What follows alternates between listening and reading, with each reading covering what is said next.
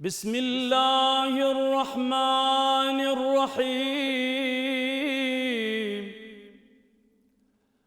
اللهم صل على محمد وآل محمد. اللهم لا تخذلني فيه لتعرض معصيتك،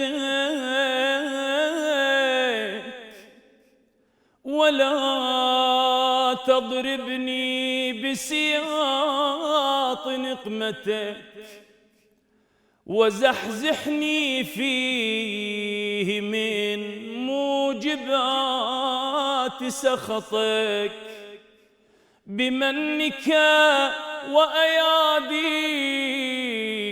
يا